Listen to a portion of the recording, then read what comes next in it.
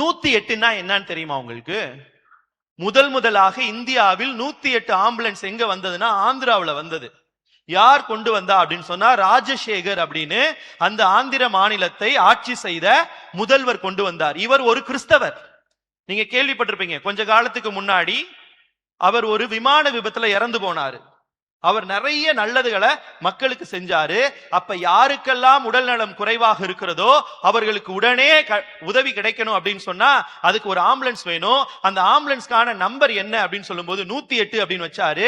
ஏன் 108ன்னு வச்சாருன்னா மத்தேயு 10:8 நலம் குன்றியவர்களை குணமாக்குங்கள், இறந்தோரை உயிர் பெற்றலச் செய்யுங்கள், தொழுநோயாளர்களை நலமாக்குங்கள், பேய்களை ஓட்டுங்கள், கொடையாக பெற்றுக்கொண்டீர்கள், கொடையாகவே கொடுங்கள் அப்படின்னு சொல்லி சொன்னாரு.